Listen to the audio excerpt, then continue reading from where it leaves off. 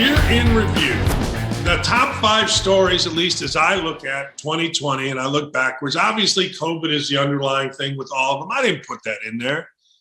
Why would I? I mean, what the hell? Tom Brady wins the Super Bowl. Tom Brady's 172 years old. Tom Brady as a free agent. Now, here's what's important about that. A lot of old school guys like Bill Polian, who's won Super Bowls, great GM, never really thought free agency should factor in. The most important free agents are the ones on your own team. Well, guess what? The fellas, Bruce Arians and his crew in Tampa Bay went against all that. They went out and got Tom Brady. Here's what I was saying at the time with Tom Brady. I didn't know if they'd win the Super Bowl. But I said when Tom Brady comes into your building, everybody sits up straighter. He elevates the performance of everybody. And I mean everybody in the building. I don't care who you are. I don't care if you're the equipment guy. I don't care if you're the trainer. I don't care if you're the tight end. By the way, they also added Gronk. I don't care. Tom Brady elevates you. And Tom Brady makes everybody perform at their best, and you saw that. Was he the best player? Maybe not. I don't know. Did he get lucky because the Chiefs had basically a line that was decimated? Absolutely. But you know what? Tom Brady at 40 whatever years old got it done and won a Super Bowl, and it's really, really remarkable. I mean, when you go down the list of, well, Super Bowl champs, none are as old as Tom Brady starting at quarterback. When you go down the list, really, of how teams were built to go and win a Super Bowl, not very many were built the way Tom Brady and the Buccaneers were built, which is bring in a veteran quarterback via free agency. You know, Peyton Manning got cut from his team, had a neck injury, went to Denver, and went to 2 Super Bowls and won 1, which is great. It's an interesting dynamic, Tom Brady winning a Super Bowl. And the other thing I absolutely loved, maybe you didn't, maybe I'm not a Quaker. Hell, I don't know. I love the fact that Tom Brady drinking tequila or whatever the hell he was drinking got hammered, fired the Lombardi Trophy across from boat to boat. I mean, let's understand something about the Lombardi Trophy. I don't give a damn how many guys in white gloves walk across. It's a freaking trophy for winning a game. Him throwing it from boat to boat cares. I mean, people lost their mind on that. I thought it was one of the great sporting events of the year when Brady did that. And really, there are very few guys that can pull off the I'm so hammered, I got to get helped off the boat in public kind of a deal. Brady did it, and it was glorious. And, of course, what about COVID? What about shut up? I say shut up a lot on this show. Simone Biles leaves the team during the Olympics. Now, I'm going to take the mental health thing, and I get it. Look, you know, whatever you believe in that, I'm a big believer in mental health help, meaning I don't think there's enough help in our country for folks dealing with mental health. Hell, I had depression like you cannot believe when I was coaching. I've talked about it. I had to sleep on the floor my last couple of years. Couldn't sleep in a bed because if I slept in a bed, I couldn't get my head off the pillow. It was the damnedest thing ever. I understand it. But Simone Biles, whatever the reason, and I'll believe her when we talk about mental health, I'll believe her reasons, but her leaving the Olympic team was a monster deal. Nobody really, I shouldn't say nobody, but very few athletes in the history of the Olympics were pubbed as much as Simone Biles. Like I go back to, I think it was the 88 Olympics, Reebok did this Dan and Dave promo. I mean, they were the 2 best decathletes in the world. They put a lot of money into it. You couldn't swing a dead cat without reading about Dan and Dave and Dave and Dan and blah, blah, blah, blah, blah. One of them didn't make the Olympics. Didn't even make the Olympics. Michael Phelps, really highly publicized. We've seen it before. The Dream Team in 92, we've seen it. And the vast, vast majority of times, the people that have been publicized, Carl Lewis, have met or exceeded expectations.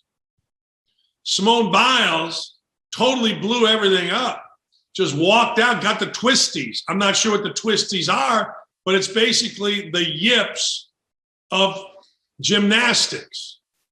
And whatever the reason, and I'll take her word, mental health was the reason. That's a monster story.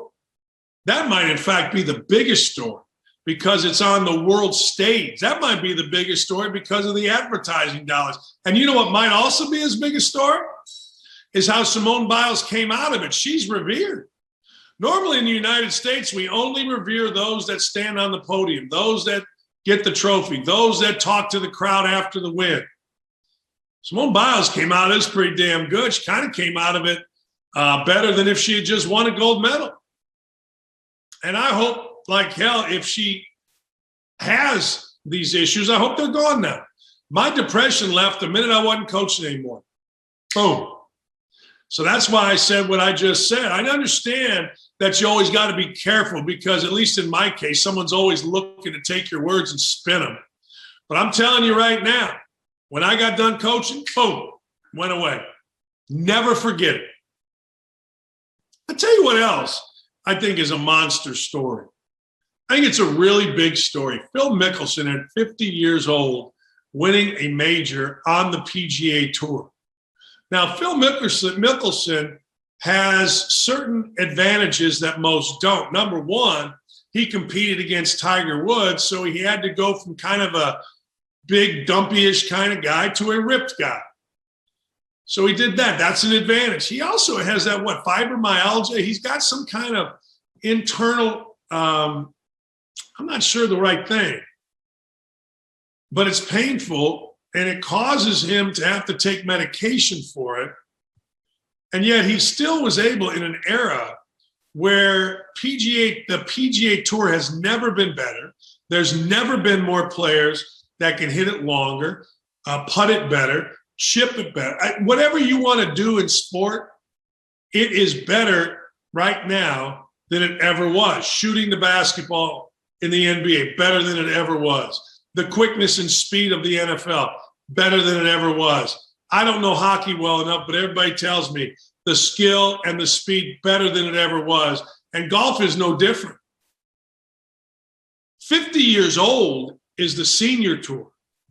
50 years old is when you're playing, I guess it's the Champions Tour now, against other really good name players, but it ain't someone 23 years old. It ain't Colin Morikawa. It ain't Jordan Spieth. And he ended up, for a variety of reasons, other guys faltered, which, oh, by the way, you can't blame Mickelson for. I think a little bit of the aura of Phil Mickelson being on the leaderboard, while it's not quite Tiger Woods, we understand that. But I'll tell you this, it is pretty good to look up there and be like, shit, Phil's leading? Whoa. I got to catch him, and then you make a mistake. Phil didn't make a mistake. Phil got into the clubhouse. And you know what? At 50 years old, he became by far, I think Jack Nicklaus at 46, when he won the Masters, I believe it was 86. Phil Mickelson became the oldest major winner ever in a time where it's impossible. Now, the one advantage, got in shape, big, strong, all that kind of stuff. But 50 years old, winning a major against these guys, crazy. Hell of a story. Great story. Obviously, one of the biggest stories of the year is Texas and Oklahoma leaving the Big 12 and hitting the SEC. Now, when you think going back, the Southwest Conference, Arkansas, Oklahoma, Texas, when you think about the Big Eight, Arkansas, Oklahoma, Texas, probably put Nebraska in there historically. Now, all of a sudden, the Big 12, you still think Oklahoma, Texas, the two biggest brands. Like, I don't care whether Texas has been any good or not any good, whether Sark is going to lead them to new heights or whatever. The brand of Texas football has been in movies, for crying out loud. It's a serious brand. You could argue it's not quite the level now that Alabama is, maybe not quite the level of Ohio State, But I would argue it's right amongst them. It's right there, bigger than Michigan or right at Michigan. I mean, it is iconic in the sport of football. It's iconic in the academic world. Oklahoma, you can pretty much make the argument the same thing. I think it was Bobby Carpenter that said you really can't tell the story, the history of college football, and not have Texas and Oklahoma and Michigan and those schools in it. And for them to leave the Big 12 and head to the SEC tells me two things. One, it just means more in the SEC, and they're out to prove it every single year. Two, the college football playoff is expanding. I've said it before. I'll say it again. I ain't going to stop saying it. There is no way you leave an easier route in the Big 12 to go to the college football playoffs, which is the holy grail of collegiate sport. There's no way in hell you leave an easier route for a harder route if you don't know for sure that the playoff is expanding. Let's be honest. There is always a backstory. What you read, what you see, what the media tells you may or may not be true. It's certainly true those two schools left. It's certainly true Texas A&M wasn't on board. It's certainly true the members of the Big 12 are pissed off. But the backstory, you don't leave if those two schools do not leave unless they know the college football playoff is expanding, because that's what those two teams play for. Tell you another one. Another interesting story that maybe people are undervaluing. The Milwaukee Bucks won the NBA title this year. Now, one of the things, I live in Indianapolis, which is a market basically the same as Milwaukee. And one of the things that everybody tells me, well, you can't win a title at a mid-market. And I'm thinking to myself, really? The Bucks just did. Well, you got to have a superstar. Okay. The Bucks drafted one. The Bucks not only drafted one, provided an environment for the Greek Freak that he wanted to stay. They were smart in drafting. Did you know Chris Middleton, who basically is the Pippen to the Greek Freak's Jordan? Did you know that he was in the G League with the Indiana Pacers, playing up in Fort Wayne with the Mad Ants? How about that? Well, fast forward, and guess what he's doing? He's leading the team to the NBA title, Chris Middleton is, along with Giannis Antetokounmpo. I've studied saying his name, and I can't say the guy's name. But that's just being smart. And smart covers big markets. Smart covers small markets. Smart covers. I'll give you an example of not smart. A few years ago, I was banging the drum in Indianapolis, draft Draymond Green. You got to draft this guy. Draymond Green was and still is the best interview I ever did.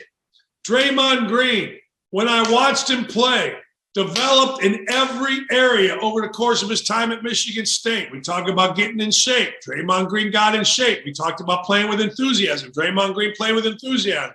We talked about skill with the basketball. Draymond Green had it. Point forward, Draymond Green was it. Smart, Draymond Green is. Well, the Pacers drafted Miles Plumlee, not Mason Plumlee. Mason Plumlee's been in the league. Mason Plumlee, damn good. Mason Plumlee has probably made $300 million in the NBA. Miles Plumlee was Mason Plumlee's older brother, started at Stanford, ended up at Duke, averaged about 6 points a game.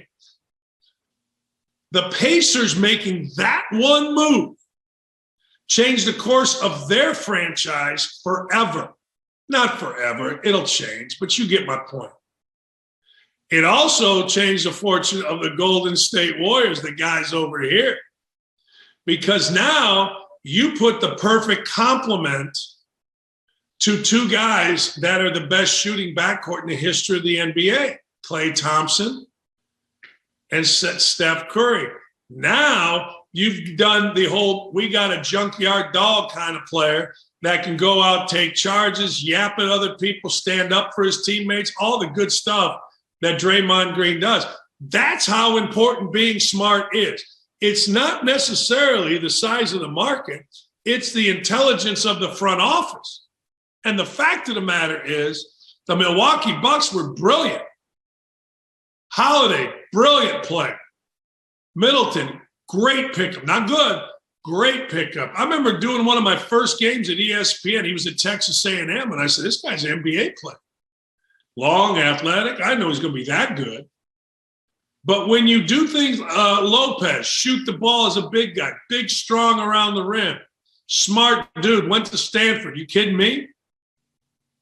That's what you do. Or you sit on your ass and you draft Miles Plumlee, or you draft Goga Batadze. It gives me gas. It just gives me gas.